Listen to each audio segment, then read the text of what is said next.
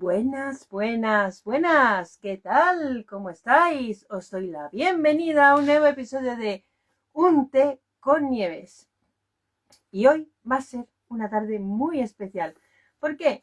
Porque en Un té con Nieves vamos a contar con una presencia mítica, como es la de Marian Salgado, una de las presencias más míticas del fantaterror español. Y bueno, os aviso por si hubiera problemas con el directo, ¿de acuerdo? Marian ya está avisada, ya le he comentado que tiene que entrar a mi directo y pedir colaborar, pero por si acaso hubiera algún problema, ya sabéis cómo son los directos en Un té con Nieves, entonces en numerosas ocasiones ha habido problemas, sobre todo pues cuando los invitados no conocen muy bien el funcionamiento de Instagram, para que nos pille sorpresa, ¿de acuerdo?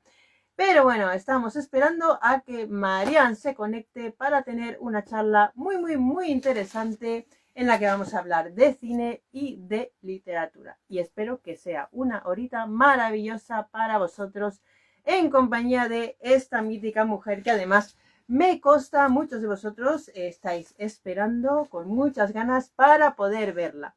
Bueno, vamos a esperar que se conecte Marian. Por cierto, ahora antes de que empiece la charla, os aviso de una cosita que me parece muy importante. A ver, queda un minutito y esperamos que Marian Salgado se conecte. Por cierto, muchas gracias a las personas que os estáis uniendo a mi directo en este momento. Marian, ya tenemos ahí a Marian. Maravilloso, estupendo, perfecto. Ah, va a haber problemas, voy a cruzar los dedos por si acaso. A ver, vamos a ver. ¡Ay! Marian, a la primera. Muy buenas, me ha costado lo mío, no te creas que soy una absoluta torpe en estas cosas, tengo mucha torpeza. Eres una crack, a la primera. Bueno, ¿Qué tal, Marian? Bueno, pues mira, aquí estamos luchando. Quiero pedir disculpas porque tengo un problema físico que es una discapacidad auditiva que va en una progresión más rápida de la que nos pensábamos en un principio y que, según me han informado esta semana, parece ser que no tiene ninguna solución, así que nos tendremos que ir haciendo la idea de que los sonidos van a desaparecer de mi mapa. Por lo tanto, me cuesta bastante trabajo escuchar, a pesar de que me he comprado unos cacharros súper chulos para hoy, pero no descubro ninguna ventaja. Así que, bueno, te pido a ti que me hables un poquito más alto y despacio, y a todos los que están con nosotros que tengan paciencia conmigo. Pues eso, chicos y chicas, ya ha avisado Marian, iba a avisaros yo que Marian tiene una discapacidad auditiva, entonces os voy a pedir que le ayudemos entre todos, ¿de acuerdo?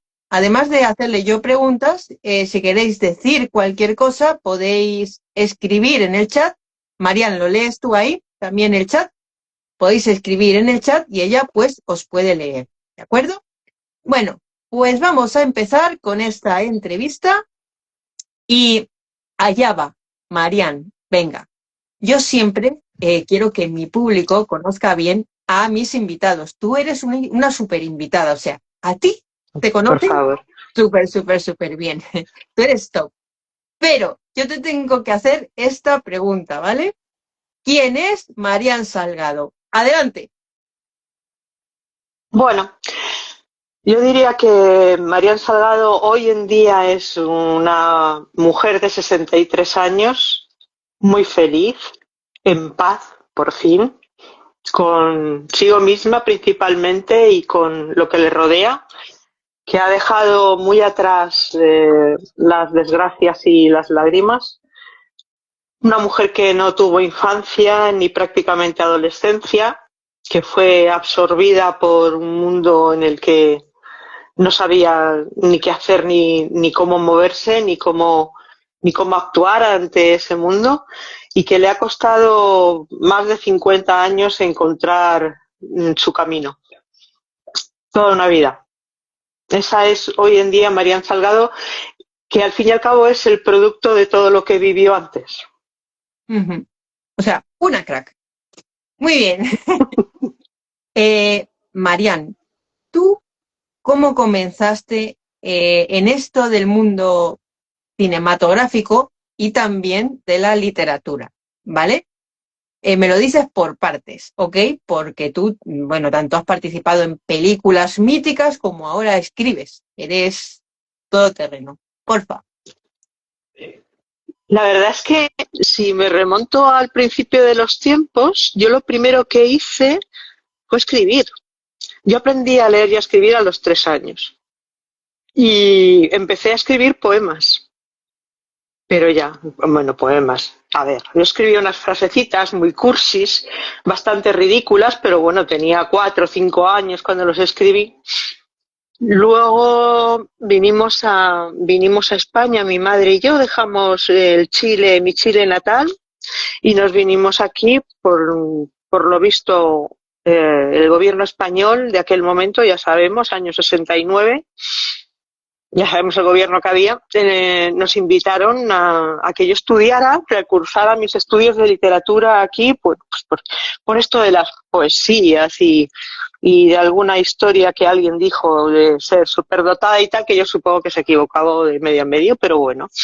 Nos vinimos aquí, cuando llegamos aquí, pues nada era cierto, no había ningún plan de vida para nosotros y a los pocos meses de llegar empezamos a pasar auténticas necesidades. Entonces mi madre conoció a Marcelo Bravo, que era un realizador de televisión que, que es chileno también, y me dijo, pues, ¿por qué no hace una niña una prueba para una cosa que estoy preparando que se llama La Muñeca, que es con Sancho Gracia?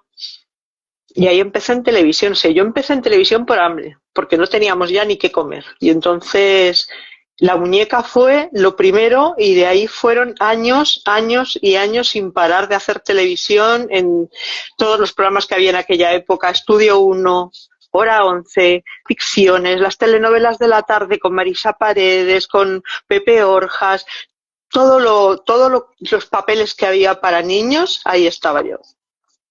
Porque, Marian, es cierto, y yo te leo mucho en redes, tú conoces un montón de gente del mundo de la televisión, ¿verdad? Y a los que quieres un montón, además.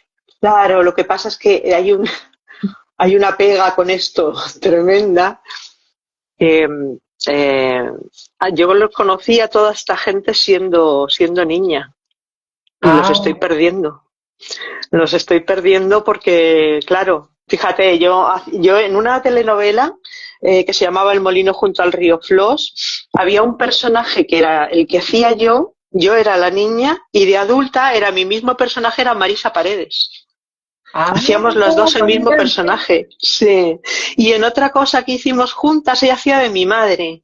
Yo creo que las pecas, ¿no? Hacía que la gente Claro. pensara, pues mira, esta niña puede pegar aquí, no, ya fíjate. Yo he tenido la suerte de trabajar con los más grandes de aquella época de la televisión. Lo que pasa es que yo no era consciente en aquel momento, ¿no? A mí me parecían una gente estupenda, pero yo he trabajado con los más grandes de la historia de la televisión. He tenido esa suerte de la que disfruto ahora, porque en aquel momento no, desde luego. Con Sancho Gracia, me has dicho. Sí, empecé con Sancho Gracia, ¿Qué sí. tal tu experiencia con Sancho Gracia? No lo tenía preparado, pero te lo tengo que preguntar. Sí, bueno, pues yo lo recuerdo muy bien, porque, bueno, yo tenía 6 años, ¿eh? Lo primero que yo hice en televisión tenía 6 años y él ya era un galán apuesto, ¿no?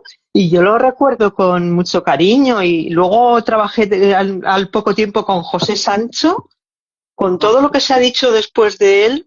Cuando yo lo conocí era un señor, bueno, un señor, era un jovencito guapísimo, encantador, cariñosísimo, por lo menos lo que yo percibí de él y el tiempo que estuvimos rodando en Barcelona, que estuvimos grabando cosas, ¿no? Y luego, sin embargo, pues he leído otras cosas, pero ¿y quién sabe cómo somos en otras vidas y en otras circunstancias? Ay, si es que hay veces que no conocemos la cara de la gente, pero cuando las Sí. personas se portan bien con nosotros, ¿qué vamos a decir? Nada. No podemos Sí, saber. pero además es que yo tampoco notaba, porque yo siempre he sido una niña desde niña he tenido una percepción para ver las cosas con bastante claridad, ¿no? Enseguida huelo el peligro. Y yo a José, no, todo lo contrario, con todos los demás. Le recuerdo perfectamente subido encima de la mesa donde ensayábamos con los pies colgando y haciéndome monerías y tonterías para que me riera y me abrazaba y me besaba y yo, bueno, pues por lo menos en aquella época era un tipo maravilloso y guapísimo, por cierto. Mira lo que te dicen, Marian, trabajar con Curro Jiménez. Te lo ¿Con?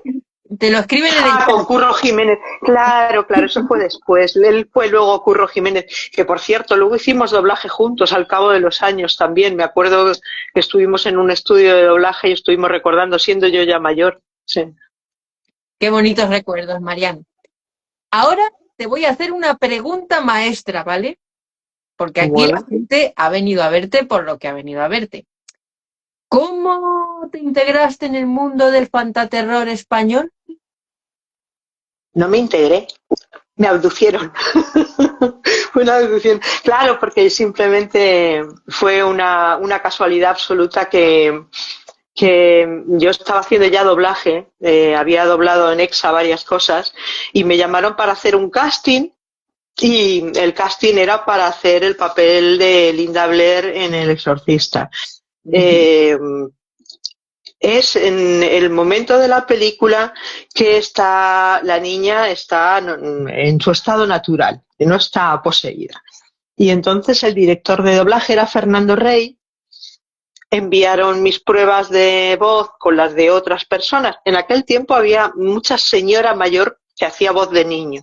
Éramos pocos niños en doblaje y luego estaba Pepe Carabias, que Pepito Carabias siempre tuvo una voz muy joven y hacía voces de niño. Y Hombre. enviaron todas las... Sí, sí. No sé si participó en este casting, yo diría que no, al ser un chico. El caso es que enviaron las voces al casting a la productora americana de la película.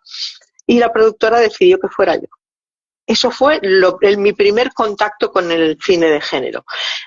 A raíz de eso viene La endemoniada, claro. Ahora hablamos de La endemoniada, Marian. Mm. Por supuesto.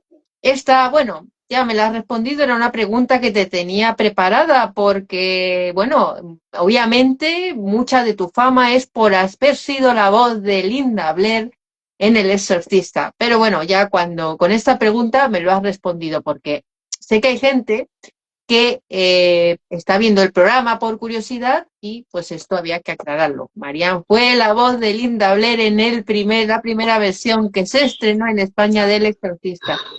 Sí, señor. Y sigue teniendo un vozarrón, que ha colaborado con nosotros en nuestro programa en varias ocasiones y muy bien, Aquí tenemos una autora que Marian participó en uno de sus relatos, haciendo un papel. Verónica, ¡Ah, qué mira lo que bueno! nos dice.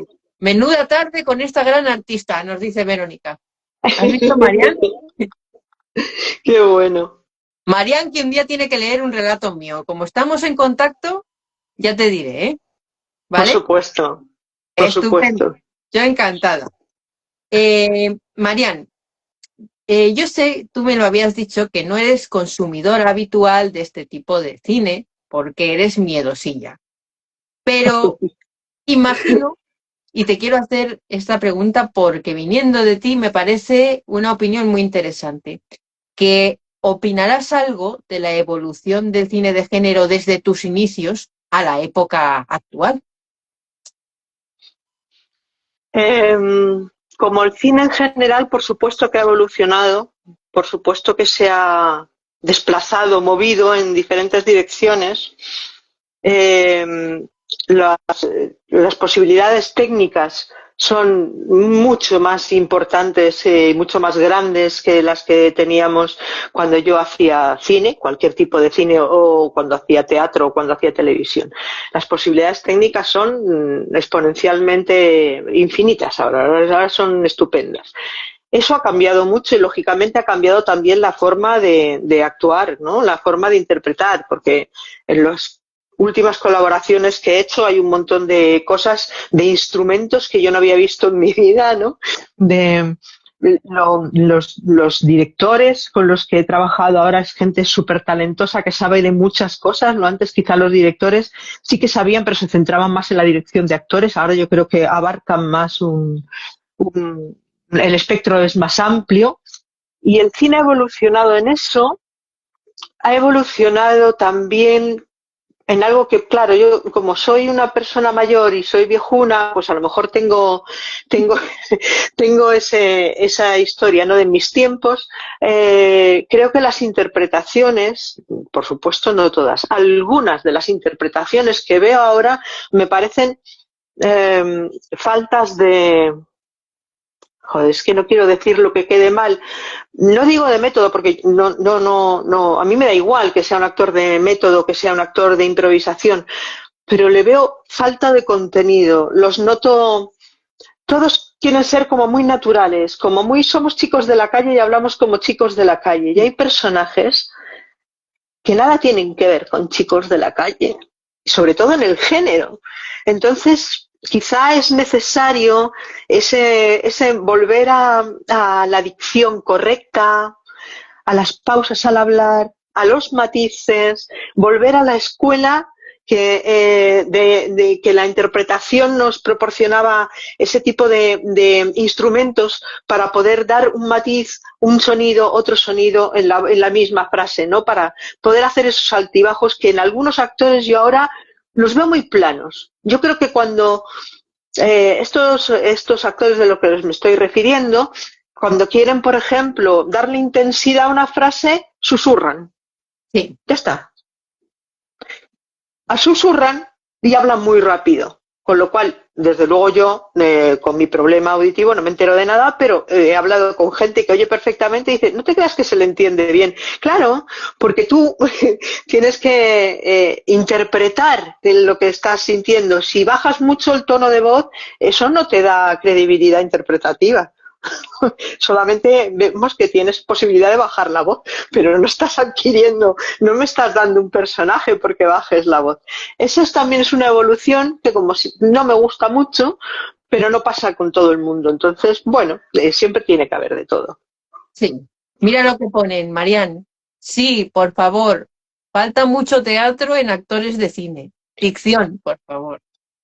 Muy bien, muy bien. ¿Sabes? Te voy a contar una anécdota. Yo hice teatro por primera vez en el año 1970. Yo nací en el 63. Estrené Alicia en el País de las Maravillas en el Teatro Municipal Infantil, en la compañía de Antonio Guirao. Alicia, mi personaje, estaba constantemente en escena. El Teatro Español, para lo que tengáis la suerte de conocerlo, es una bombonera, es un teatro precioso, donde caben, si no recuerdo mal, en aquel entonces más de 1000 personas. Entonces Antonio me ponía en el escenario, se subía arriba y me decía, dime el texto. Y empezaba, no te oigo, no te oigo, no te entiendo. ¿Sabes cómo lo solucionó? Un libro, un lápiz en la boca y varias horas al día leyendo en voz alta con un lápiz en la boca, para que la dicción fuera correcta. Me enseñó a respirar con el diafragma, para proyectar la voz sin gritar. Toda la labor fue de Antonio Guirao. Él me hizo aprender todo este tipo de cosas. Y tiene razón cuando dice actores de teatro. Sí, es que en el teatro tienes que proyectar la voz, tienes que matizarle, tienes que dar algo, porque no tienes otra cosa en el escenario que tus compañeros y tú. Y estás directamente con las personas. Y yo creo que eso sí que es verdad que falta ahora. Muy buena respuesta, Marian. Ya antes le he dicho a la gente que tú no eres muy fan de este tipo de cine, pero bueno, la pregunta te la voy a hacer igual. ¿Tú consumes habitualmente cine de género? Y si lo consumieras de alguna manera o alguna vez ves alguna producción de este tipo, ¿hay algún director o directora que te guste especialmente en el panorama actual? A ver, yo no consumo habitualmente cine de este género porque soy una cagueta, porque me muero de miedo, porque me aterrorizan las películas en cuanto... Hay películas en las que veo el póster y lo quito porque no puedo soportarlo. El caso es que yo veo a lo mejor una película, he sido jurado de Sombra en Murcia y he visto todas las películas que me pasaron. Y las he visto y aparentemente yo lo veo, yo miro bien, observo bien. El problema es cuando me voy a dormir por la noche, porque mis demonios se juntan con los demonios que he visto en la película y aquello. Me tengo que levantar y olvidarme de dormir una temporada porque fui una niña muy, muy asustadiza y sigo siéndolo. Pero sí que poco a poco me voy entrenando para ver cosas de día y con alguien cerca, sobre todo mi perro, mi perro al lado, y estoy viendo alguna cosa que me llama la atención, casi no tanto de terror, tanto los fantasmas como el gore es algo que todavía no puedo con ello, voy poquito a poco, estoy en primero de este tipo de cine, pero sí que voy viendo alguna cosa y me parece muy interesante. Hay películas que son muy malas, he visto alguna que decía terror, a mí no es que no me haya dado miedo, es que me ha parecido que el guión era una cosa absurda. Sin embargo, he visto proyectos muy, muy interesantes, bien interpretados y sobre todo me gusta mucho el terror psicológico, me gusta mucho el suspense, me gusta mucho no ver tanto en primera escena un crimen, una situación macabra, como que me dejen que mi imaginación vuele, que me hagan sentir... Mira, te pongo un ejemplo. Hay un director, hablando de directores, que me encanta, que es Francisco Javier Gutiérrez, el director de La Espera, con mi querido Víctor Clavijo. A mí La Espera me parece un peliculón. Un peliculón. Aparte de que Clavijo borda todo lo que hace, ¿no? Pero está tan bien porque hace mucho calor en la película, ¿no? ¿Cómo consigue ese hombre que uno acabe sudando viendo la película porque te angustia la situación que se está dando? Te transmite ese calor que pasa como, por ejemplo, en Tiempo de matar a un niño, que acabas sudando tú también porque te transmite. Son directores que consiguen transmitirte eso y a mí eso me parece prodigioso. Eso me parece un milagro. Que haya una persona en algún momento de su vida hizo una película que consigue que muchos años después o en otro momento o en otras vidas sigamos sintiendo miedo, terror, alegría, pena con una película. Es un milagro y eso lo tiene el cine. Eso lo consigue el cine, ¿no? Grandes directores de películas en blanco y negro que podemos ver ahora, que son absolutamente maravillosas, ¿no? Cualquier película de cualquier director. Y luego te quiero mencionar, ya un momentito solo, mis directores. Claro, aparte de de Javier Gutiérrez, al que además es un tipo adorable, por supuesto te tengo que hablar de Aida Cordero, de David García Sariñena, de César del Álamo, de José Manuel Serrano Cueto, porque los quiero mucho y porque son mis amigos. Y dicen, bueno, es que como son tus amigos te parecen buenos. Pues sí, hay que reivindicar a los amigos y dar la cara por ellos siempre que se pueda. Me parece que hay que hacerlo. Yo ya estoy en una edad en la que puedo decir lo que quiera. Así que saco la banderita de mis amigos y me alegro mucho de conocerles y de haber trabajado con alguno de ellos. Qué bonito, qué bonito. Mira lo que dicen por aquí. Dice, Buriet, enterrado de Rodrigo Cortés, terror psicológico. Muy buena, muy buena. Ah, sí, ah, sí. Vale, te voy a hacer caso. Déjame luego el teléfono que como lo pase mal te llamo y ya veremos. Mira lo que te ha dicho, que como lo pase mal te llama a ponerte a caldo, tú verás. No, lo voy a intentar, a ver si puedo. Vale, me lo apunto. Es capaz, es capaz. Ay, Marian, tú has trabajado en varias producciones de fantaterror español y además Sí. algunas de ellas súper ultra míticas. ¿De cuál tienes mejor recuerdo? He trabajado en cine en 3 películas. Las 3 son de terror. La primera, La endemoniada. La segunda, El extraño amor de los vampiros, que luego podemos hacer un apunte acerca de esa película. ¿Y quién puede matar a un niño? Esas son mis 3 películas de cine y de género, porque son las únicas 3 películas que he hecho. De La endemoniada, ¿cómo no voy a recordar a mi querido Ángel del Pozo, al que he querido toda la vida? Uf, me emociono. Alon Fleming, ¿Hay alguien en el mundo que no pueda querer a esta mujer si es adorable? Lon, te invocamos, Lon. Lon va a venir también aquí, ¿eh? Ahora te dejo seguir, Marian. Pues eso, de esa película tengo los recuerdos de esos personajes, ¿no? De Julia Salinero, de El Maquillador, de La Sastra, tengo esos recuerdos. Del extraño amor de los vampiros, Pepe el Infante. Pepe, mi querido Pepe, mi amado Pepe también, ¿ves? Al que también hemos perdido hace poquito. Y de quién puede matar a un niño, mi chicho de mi vida. Mi chicho de mi vida. Es que de las tres películas puedo extraer lo más bonito que de todas ellas. Ahora después vas a hablarnos de Chicho, pero te voy a dar pie para que hagas el apunte que querías hacernos sobre A lo esta del película. extraño amor de los vampiros. Pues es que El extraño amor de los vampiros es una película de León Klimovsky que yo creo que no conoce tanta gente y a la que no se le ha dado el boom que necesita. Yo creo que es una película que está muy bien, una Emma Cohen maravillosamente guapa, con un Carlos Ballesteros, con Pepe Elifante. No sé, me parece que es una película que no está nada mal y que sin embargo no la he visto en ningún festival.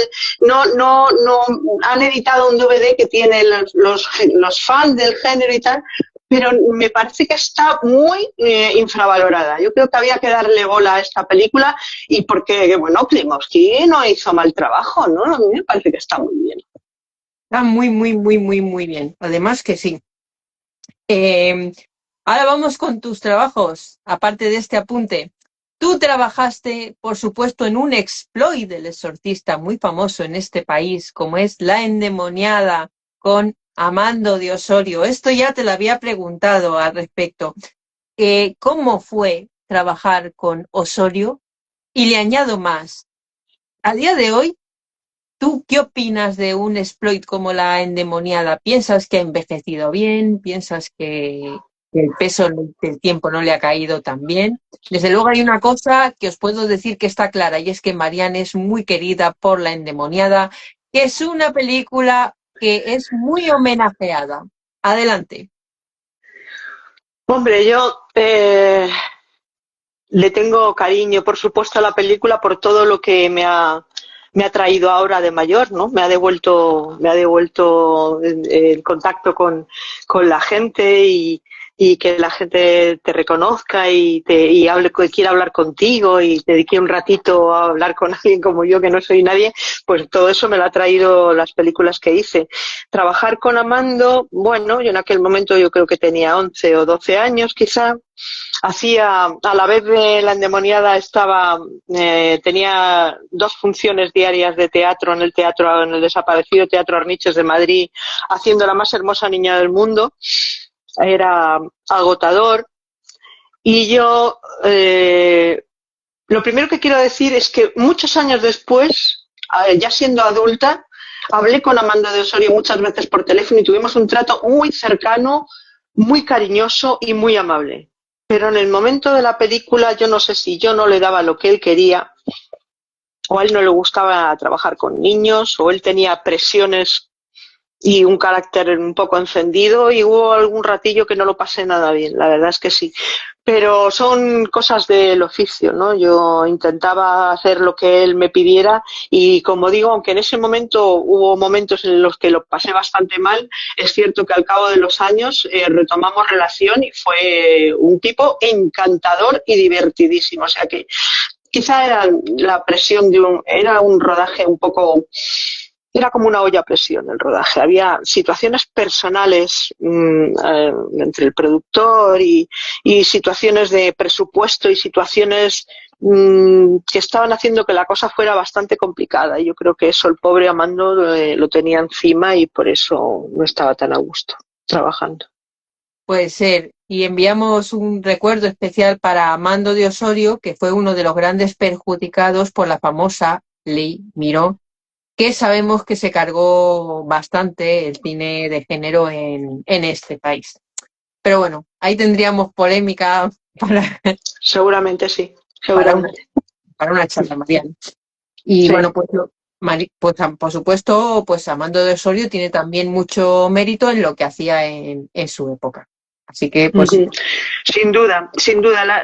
Hay que pensar que cada una de las personas de las que estamos hablando trabajan en un tiempo determinado, que todos somos hijos de nuestro tiempo, que igual que ahora hay unos actores con unas ventajas y algunos inconvenientes, en su momento también los hubo y los directores igual, y las películas se hacían de una manera diferente ahora, ¿no? La endemoniada yo creo que era una olla a presión principalmente porque los productores eran personas ajenas a eran ajenos al cine y no salían del rodaje. Estaban todo el día allí marcando el paso, ¿no? Había situaciones personales muy tensas y yo creo que eso influía en todos los actores. Yo por eso creo que me pasaba todo el rato con Ángel del Pozo, hablando con él y relajándome un poco, porque ahí se notaba que saltaba la chispa, nada que uno dejara un vaso en una mesa, que ella se liaba a una gorda, ¿no? Pero yo creo que era por eso, porque es muy importante en el cine, como en la vida, que cada uno sepa cuál es su sitio, que uno sepa dónde tiene que estar. Y sobre todo en el cine, en unas producciones, ya sean musicales o teatrales o radio, doblaje, donde hay muchas personas alrededor que saben cada uno de lo suyo y hay que compenetrarse entre todos. Pero si no sabes cuál es tu lugar, a mí siempre me ha parecido, yo por lo menos intento no hacerlo, alguna vez probablemente se me escape, intento no hacerlo. Eh, el director está para dirigir y yo estoy para interpretar. Yo estoy a órdenes del director. Yo he visto actores y actrices intentar dirigir una película y a mí me daba vergüenza ajena. Y era una cría, pero lo veía. Me daba vergüenza ajena porque me parece que si no te gusta la película que vas a hacer, no la hagas, simplemente. O sea, no la filmes, ¿no? No firmes el contrato. Y si tú quieres hacer tu película, pues hazla tú, ¿no? claro. Pero si el director te dice que ahí te tienes que poner y tienes que decirlo de esta manera, pues lo haces y ya está. Y al fin y al cabo, eres un empleado al servicio de lo que el director quiera. Y yo alguna vez, sí que ahora lo de mayor, alguna sugerencia puedo hacer, pero no, pero siempre, si no se me acepta la sugerencia, cierro la boca, me callo, me meto la lengua donde me quepa y se acabó porque lo que tengo que hacer es obedecer. Y he visto muchos problemas en muchos rodajes por actores que quieren ser directores de la película que están rodando. Ya. Y yo sé que tú también guardas muy buen recuerdo de Lon, que hacía el papel de tu madre en La Endemoniada, ¿verdad? De la institutriz, De la de Lone. institutriz, De la perdón. institutriz, sí.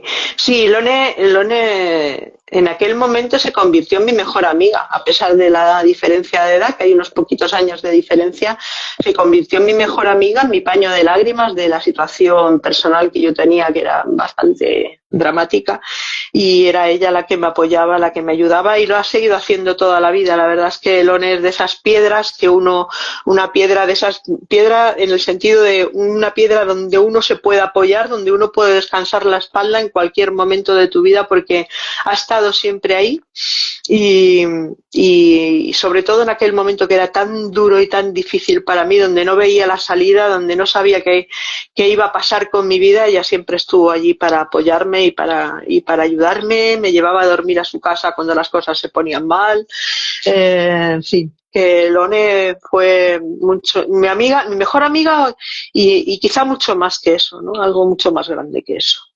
Mm. Y por cierto, Eugenio, el marido de Lon, también un grande que tiene uno de los grandes clásicos del fantaterror español, como es Pánico en el Transiberiano, ¿eh? Una maravilla de película de la que yo he hablado también en Cinesfera. Por lo tanto, resumiendo lo que he dicho, que Lon tiene que venir aquí y hablarnos de Por muchas supuesto. cosas, entre otras del cine de Eugenio, que es un mítico. Por supuesto que Desde sí. luego que sí, Hombre, desde claro. luego. Y ahora, Marian, te voy a dar la oportunidad de que te emociones un poquitito, porque te voy a preguntar por quién puede matar un niño. Sin duda, una de tus obras cumbres. Por favor, ¿cómo no te voy a preguntar por los recuerdos de Chicho? Si es lo que la gente viene a escuchar. Mira, ¿quién puede matar a un niño? Surgió por igual. Aparentemente un casting, me llevaron a un casting, pero solo estaba yo.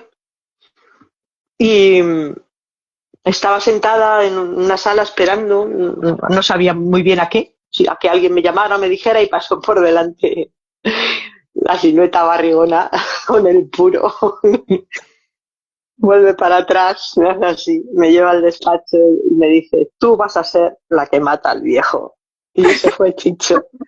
Ese fue Chicho, y Chicho ha sido, como me gustaría que ahora viera todo lo que estoy bebiendo gratis de lo que él hizo por mí en aquel momento.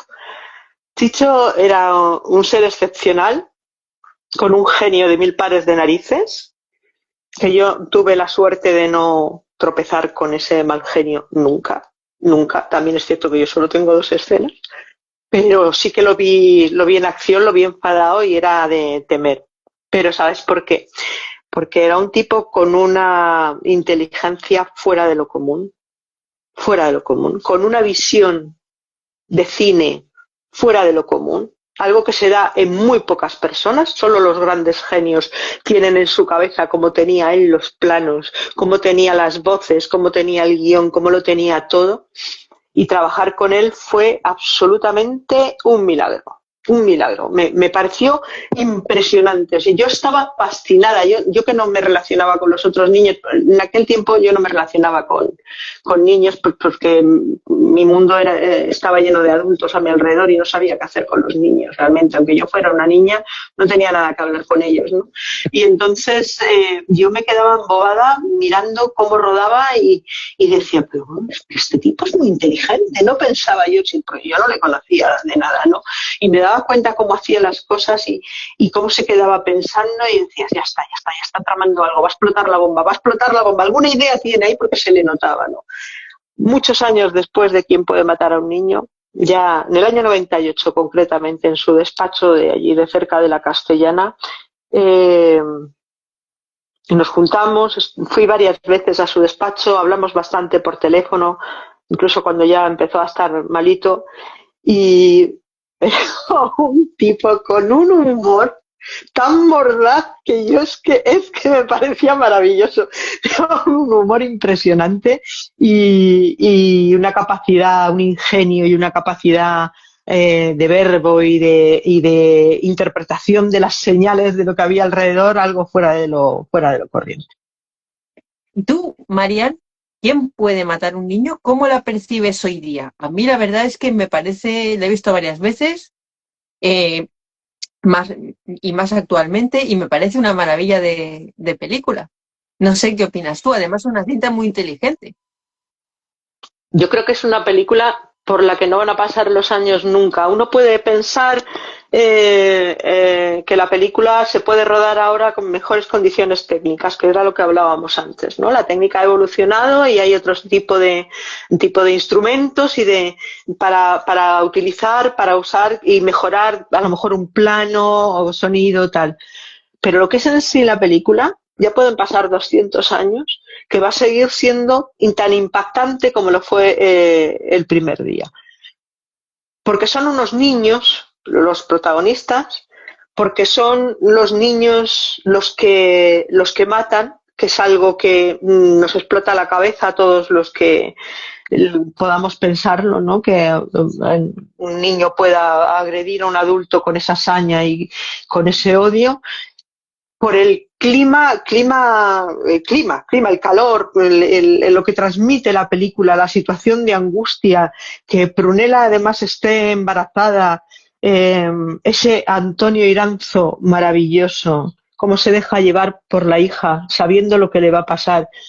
Hay algo en los ojos de Antonio Iranzo que es de la historia, para la historia del cine, que es esa dulzura en la mirada de un rostro más bien rudo, ¿no? Y sin embargo tenía esa dulzura en la mirada. Ese plano para mí es quizá el más doloroso. Fíjate, que hay otros que son impactantes, pero el plano de ver a la niña cómo se lleva a Antonio y Antonio cómo mira para atrás y sigue caminando, mira, me pone los pelos de punta, porque él sabe lo que le va a hacer su hija.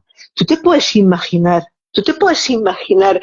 lo que debe sentir alguien que no conozca la película, que se pone delante por primera vez y ve algo así. Eso ahora, y dentro de 200 años va a causar la misma impresión que causa ahora. Es una película que no va a envejecer jamás. Y ya la podrán imitar, que no se va a poder.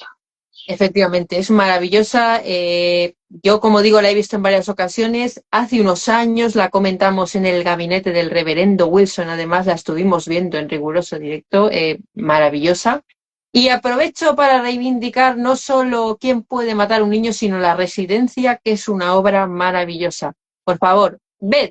No he tenido narices a verla.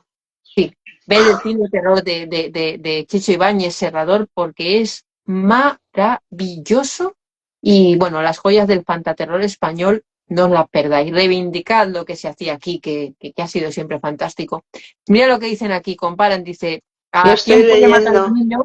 Le pasa lo mismo que a 12 hombres sin piedad, ¿no? Que pasen lo que pase es un peliculón, sí, sí. Claro, porque 12 hombres sin piedad, que es una de mis pelis favoritas, cualquiera de las dos, la versión original y ojo con la española, que están los grandes de la interpretación de aquel momento y ese clima claustrofóbico de una sola sala, ¿no? En una sola sala, fíjate qué presupuesto podía tener 12 hombres sin piedad. Pero es que a veces no necesitamos grandes, o sí, hay el tipo de cine, ¿no? De grandes presupuestos, de grandes cosas, pero fíjate cómo se puede angustiar a un montón de espectadores en una sala con 12 personas. Sí, es verdad, tienes razón, es así.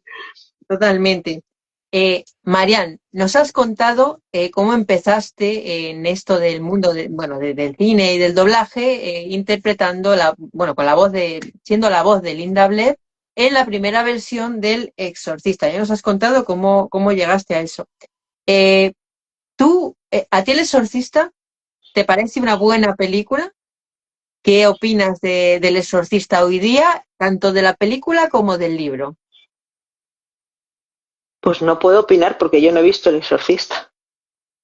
Y no he leído el libro. Mátame camión. Esto lo he dicho. Yo no. Mira, una de las películas que estoy segura que no voy a poder ver en mi vida es El Exorcista. Porque solo de los trailers que alguna vez veo por ahí, me muero de miedo. Y yo sé que voy a tener a esa niña metida en mi cama el resto de mi vida con su cara horrible aquí. No he visto El Exorcista, ni la he leído, ni la pienso ver, ni la pienso leer. Me alegra mucho por los que les guste, pero yo soy muy cagueta, yo no puedo ver El Exorcista.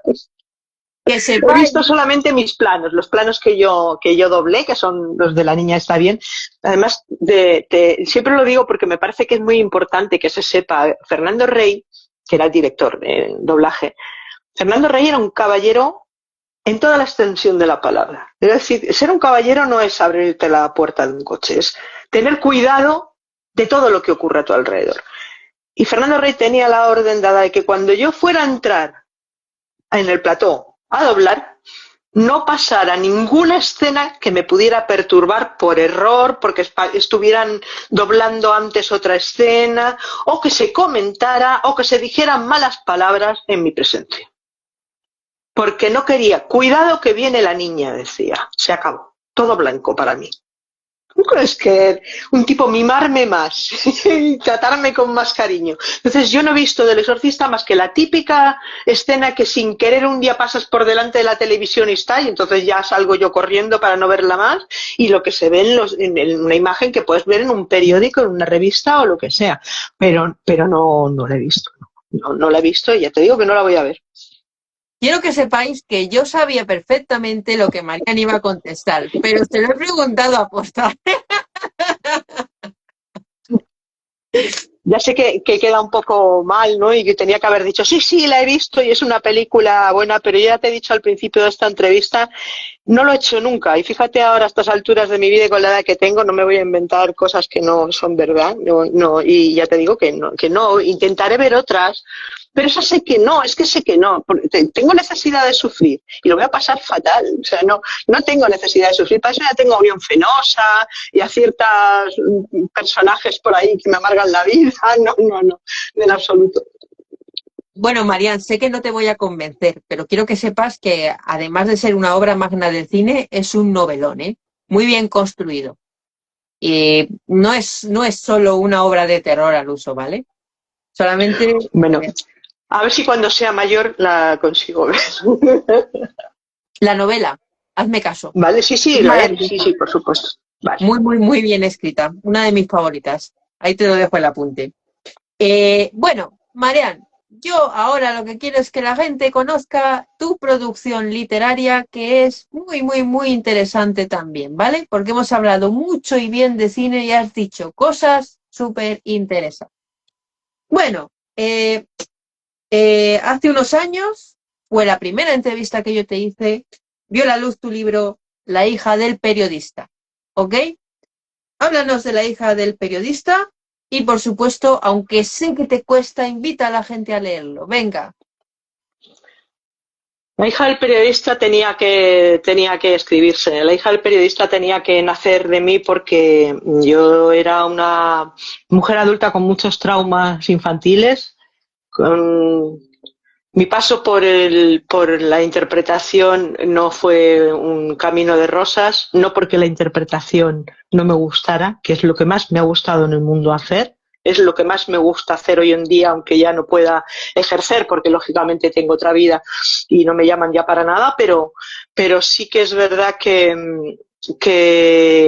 lo que había en mi casa, unido a la forma en que se trabajaba entonces con los niños en el cine o en teatro o en televisión, pues era una persona con muchos problemas. Y entonces no fui niña, no fui adolescente, todo fue demasiado rápido para mí y yo no conseguía quitarme los demonios que tenía dentro, ¿no? Y no conseguía ni ser feliz, ni hacer feliz a nadie, ni encauzar mi vida hacia ninguna parte, todo era un absoluto caos porque dentro de mí todavía estaba ese tumor que yo no había conseguido ni extirpar ni disolver. Entonces, un día empecé a contar pequeñas anécdotas en Facebook de mi paso por el mundo de la interpretación y hubo bastantes personas, entre ellas una de las personas más queridas por mí en el mundo, que es mi flaco, que es Antonio Casado, el periodista, que me dijo, deberías escribirlo. Yo sé que él me conoce muy bien y yo creo que lo decía no solamente porque debería escribirlo porque puede gustar a la gente, sino porque debería escribirlo, porque él sabía de mis demonios. Y empecé a escribir. Tú sabes cuando sientes una náusea y sabes que lo que tienes que hacer es arrojar, porque si no, no te vas a encontrar bien, el estómago no se va a sentar. Pues empecé a escribir y aquello fue como empezar a vomitar. No parar, no parar, no parar. Lloraba a todas horas. Escribía y lloraba. Recordé cosas que hacía tiempo que no recordaba. Volví a vivir los horrores que viví. Lo volví a pasar todo y cuando terminé, que yo creo que ese libro se escribió en un mes probablemente, cuando terminé de escribir dije, soy otra. Ya no tengo el tumor dentro de mí. He conseguido volcar todo eso, he perdonado todo lo que se me pudo hacer, me he perdonado a mí misma por todo el daño que he hecho mucho daño. Yo he sido una persona que al no ser madura he hecho muchas tonterías y me he portado mal con muchas personas y esa es la carga que llevo encima, pero me he perdonado porque he encontrado, al escribir el libro, encontré la causa de por qué era yo así.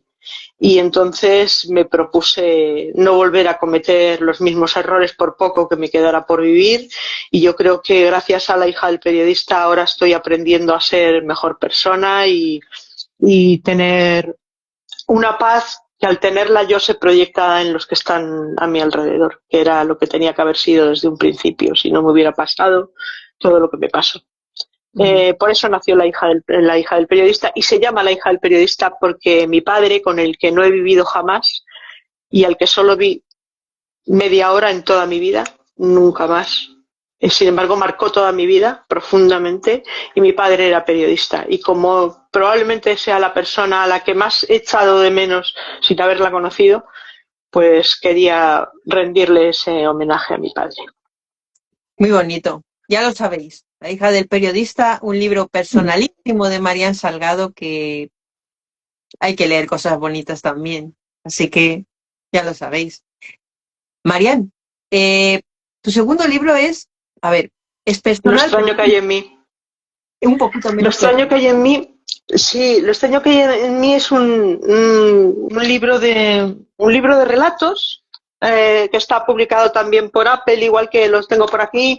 Esta es La hija del periodista y este es Lo extraño que hay en mí, que también está publicado por Apple Head Team, que sabéis que es esa editorial de la que tenéis que comprar todos los libros porque son unos tipos estupendos y además tienen unas publicaciones muy interesantes a la gente que le gusta el género. Y como veis, no pierdo ocasión de hacer publicidad de mis amigos. Es que me parece muy importante y hay que hacerlo. Entonces, Lo extraño que hay en mí ya surgió aquí en el pueblo donde vivo ahora. Yo vivo en un pueblecito pequeño de 400 habitantes. Y surgió aquí de mis paseos, de mi propia paz, y son una serie de relatos, algunos, como dicen ahora, lo dicen en inglés, creepy, dicen, no sé, no sé cómo se dice. Sí, eso es. Alguno es así, pues porque está ahí detrás de mi vida, ¿no? Todo eso. Y sin embargo, algunos son más blanquitos y más animosos, ¿no? Y lo de escribir relatos me gusta mucho porque es algo que no te implica mucho trabajo, ¿no? Tengo un amigo que se llama Diego Armario, que es también un grandísimo periodista y un querido amigo, que me dijo un día, si quieres ser escritora, te tienes que poner todos los días delante del ordenador de una hora, y aunque no salga nada, intentar que te salga y esperar a que vengan las musas. Y entonces le dije, vale, pues entonces yo no quiero ser escritora, porque a mí no me queda tiempo para eso. Yo con la edad que tengo lo que quiero es vivir. Entonces quiero hacer lo que me dé la gana a cualquier hora del día y no voy a estar en el ordenador esperando de 8 a 2 a que aparezca una musa y me dicte una frase. Así que no, escribo cuando me da la gana, cuando me apetece, y si no me apetece no escribo. No quiero ser escritora, soy una mujer que escribe, no soy una escritora, son cosas diferentes. No voy a vivir de esto en la vida, ¿sabes? Pero de vez en cuando sí que siento la necesidad de contar cosas que observo, cosas que veo, historias que se me pasan por la cabeza y que creo que pueden gustar y pueden entretener al menos. Estupendo. Mira, con prólogo de Paco Clavel y epílogo de Antonio Casado, ve la luz tu tercera obra, ¿verdad? El mes de las sombras alargadas. Te voy a pedir lo mismo. Por favor, háblale a la gente del mes de las sombras alargadas para que se anime a leerlo. El mes de las sombras alargadas también surge ya aquí, lógicamente, en el pueblo, y también son una serie de relatos. Esta vez sí que son mucho más dispares. Tienen un poco más de fantasía y alguno con un poco más de terror. Hay alguno más escabroso. Y este lo edita Quatermass, que es la editorial de Cinebiz, que toda la gente del género le gusta esa revista sobre cine de género, y Javier G. Romero es el editor. Y este libro ha funcionado bastante bien, porque yo creo que los relatos, al ser muy diferentes entre sí, no llevan una línea común, pues también resultan entretenidos, una cosa que se lee con facilidad y no pasa nada porque dejes el libro aparcado, te cojas otro libro y luego retomes el mío, no hay presión para leerlo. Estupendo, estupendo. Yo sé, Marian, que tú has tenido muy buen año porque has sido homenajeada, y es que te he visto súper, súper, súper guapa en el Festival de Calavera. Hasta ayer compartí una publicación tuya. Digo, mira, Marian, ahí se lo merece todo. Explícale a la gente cuántos festivales has pisado, cuál es el trofeo o los trofeos que más orgullo tienes de tener. Hombre. Mira, yo empecé en esto de festivales, me estrené con el Berretina de Cornellá, que yo creo que es lo mejor que te puede pasar en el mundo, estrenarte con el Berretina, porque son una gente maravillosa, y me estrené con ellos. Luego siguió el Sombra de Murcia, que sí, el Overlook en Barcelona, que eso también en el barrio Horta, que es una maravilla, Fanzine de Lemos, por Dios, Galicia, Monforte de Lemos, la Semana del Cine Fantástico y del Terror de Donostia con José Miguel Beltrán al frente, Sala B de Alex Mendívil en el Cine Doré, el Zaragoza C, este ha sido este año, que ha sido una cosa absolutamente maravillosa, el Cineforum Aquelarre de Toledo, y he terminado este año con el Isla Calavera, con el premio Leyenda del Isla Calavera, que eso ha sido algo que no voy a olvidar en la vida, no voy a olvidarlo en la vida. Estaba en la gloria. y me lo pasé muy bien, me trataron muy bien, había una gente muy cariñosa y muy amables todos, y luego encontrarme con grandes actores allí ha sido algo impresionante. Entonces, la verdad es que ha sido un año magnífico. Y creo que este también va a terminar bien, pero me callo, no puedo decir nada. No me dejan decir nada. Luego la veremos guapísima por ahí en redes, enseñándonos ahí todo su flow. Muy bien. A ver si coincidimos. A ver si Sí. coincidimos. Tengo unas ganas de darte un abrazo así. Así. Bueno, eso va a ser la foto que va a salir por todos lados. Las dos juntas puede ser lo más. Lo más. Marian, hazme un poquito de spoiler, porfa. ¿Tienes otros proyectos en mente de cualquier índole artística, no solo escritura? Sí, bueno, estoy con una novela. Estoy con una novela, digo estoy porque llevo ahí media vida con la novela, no sé. El otro día cogí el ordenador y dije, uy, parece que hoy sí que avanza y parece que me he picado y voy a sacar adelante una novela que no tiene nada que ver. Es novela, no son relatos y habla de una saga familiar en un país diferente a este. Y luego acabamos de terminar el rodaje de un documental que yo creo que va a ser algo muy bueno, muy interesante de ver, que lo dirige Aida Cordero y Jesús Loniego, que va a ser sobre la infancia en el cine. Niños en el cine. Cómo era antes y cómo es ahora. Hemos rodado en diferentes sitios, han rodado con muchísimas personas que saben mucho de esto. Va a estar lo mejor por ahí en el documental, lo mejor del género, lo mejor del cine va a estar en ese documental. Y bueno, cruzar los dedos para que mis chicos en cuanto puedan lo terminen y los tenemos. Así que esos son los proyectos más importantes a nivel profesional y sobre todo el más importante de todos, el proyecto que me va a llevar la vida, y lo digo literal, que es seguir viviendo lo más feliz posible. Eso es algo fundamental, no perderme una puesta de sol y no perderme ni un solo amanecer. Estupendo, Marian, estupendo. Bueno, estamos ya en la recta final del programa. Entonces vamos a hacer algo que a mí me parece que va a ser por todo lo grande, ¿vale? La primera cosa, que es lo lógico, animaros a seguir a Marian. Marian, ¿dónde te pueden encontrar?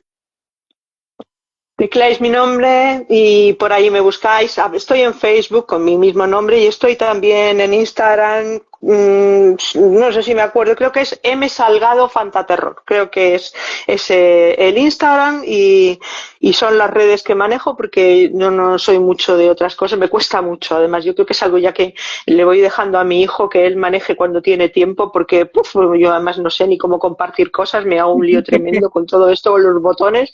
Yo no sé si algunos vídeos los comparto 3 veces y el que quiero colgar no lo cuelgo, en fin, cosas de mi edad y de ser una negada para la tecnología, porque hay gente de mi edad que lo maneja muy bien y yo tendré otras habilidades, pero esta ya te digo yo que no.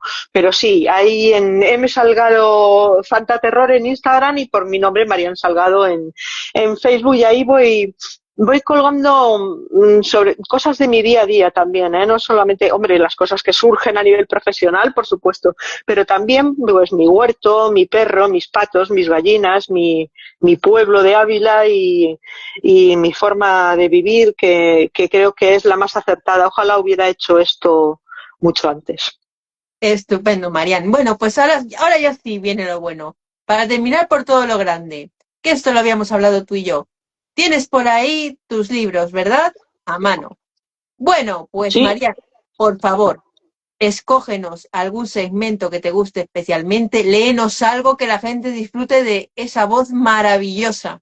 Por favor, Bueno, vais a flipar, vais a flipar, a vais a ver, flipar. del mes de las sombras alargadas os voy a leer un relato que no tiene título.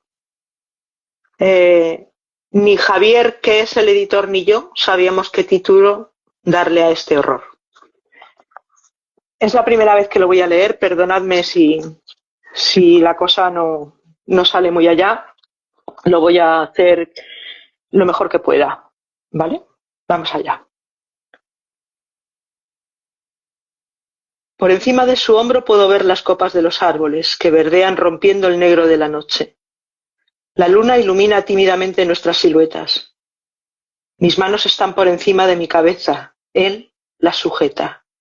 Su peso me aplasta las caderas y los movimientos rítmicos me erosionan la piel más sensible, la más delicada. A veces se oye el rumor de algún coche demasiado lejano, en el que me ha traído aquí está aparcado de cualquier manera a unos metros. Me urgía esto. Me ha roto la blusa y con la mano que tiene libre me aprieta los pechos.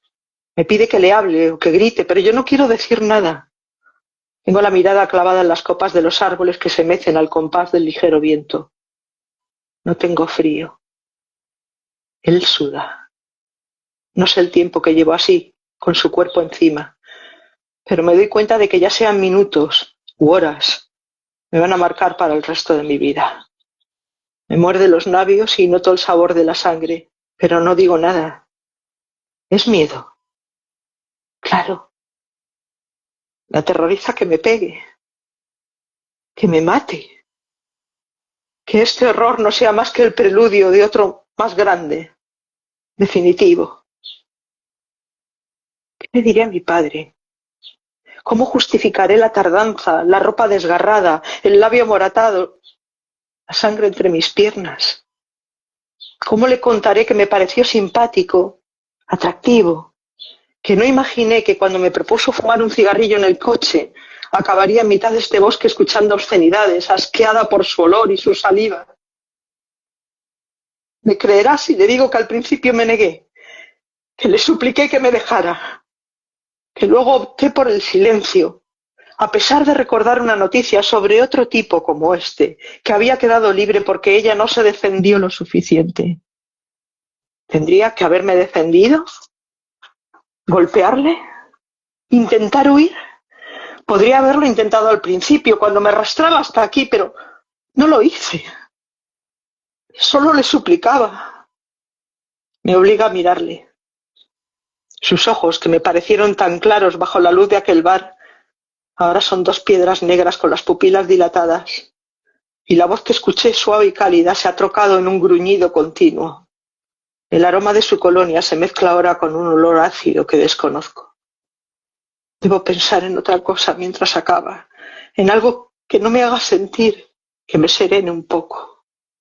El mes que viene será mi cumpleaños, diciembre. ¿Cómo llamaba mi profesor de geografía este mes? No lo recuerdo.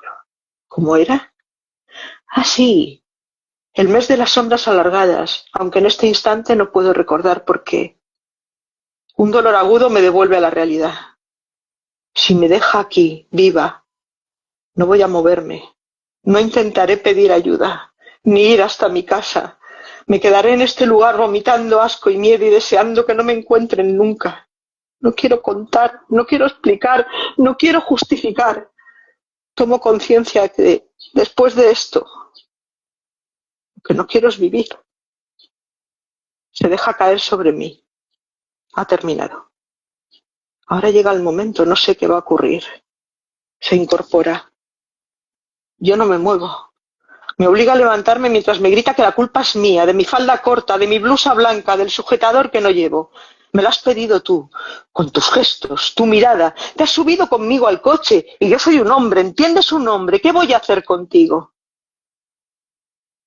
Mátame, le pido. Por mátame. Me mira fijamente desconcertado al principio. Por favor, hazlo, le suplico. Se lo está pensando. Si no me matas, lo sabrá todo el mundo. Te acabarán cogiendo y te van a encerrar. Mátame, mátame. Ha sido culpa mía, tú lo has dicho. Acaba conmigo y vete de aquí, lejos. Sus ojos, que vuelven a ser claros, no se apartan de mí. Se agacha y coge una piedra. Lo va a hacer. Sí, no tendré que contárselo a nadie y nadie podrá decir que ha sido culpa mía ni seré señalada por todos. Cuando me encuentren, la gente sentirá solo pena por mí y no me juzgarán. Era solo una niña, dirá mi padre, y ya no repetirá eso de que me he visto como una golfa. Ha levantado la mano que sujeta la piedra. Va a descargar el golpe. Se acabó. Y vergüenza.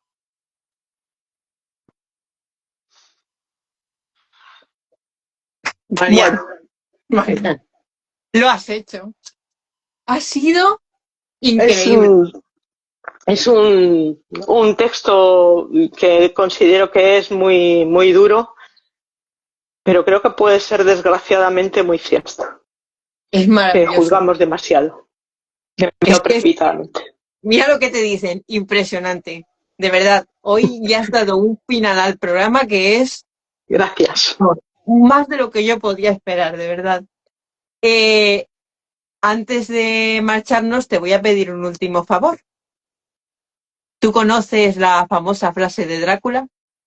Bienvenidos a mi humilde morada, entren y salgan por su propia voluntad y no olviden dejar parte de la felicidad que traen. Yo porque no he visto Drácula, así que no la conocía. Es una frase con la que yo siempre suelo despedir un té con nieves para dar las gracias a las personas que se van uniendo. Ay, pero me la tenía que haber escrito, que no me la sé.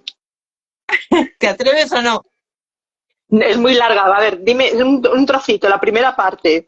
Bienvenidos a mi humilde morada. Entren y salgan por su propia voluntad. Y no olviden... Déjalo ahí. Vale. Déjalo ahí, ¿vale? Venga, va. Bienvenidos a mi humilde morada. Entren y salgan por su propia voluntad. Y no olviden dejar parte de la felicidad que traen. Y no olviden dejar parte de la felicidad que trae. ¡Maravilloso! Ahora sí, esto es la despedida de Un té con nieves. Damas y caballeros, Marian Salgado, muchas gracias por los nuevos seguimientos, muchas gracias por vuestra colaboración en este programa. Os mando un beso muy fuerte, nos vemos dentro de unos días en un nuevo episodio de Un té con nieves. Y nada, mañana tendréis disponible este episodio en YouTube. Os mando un beso muy fuerte, seguid a Marian y nada, nos vemos próximamente. ¡Chao!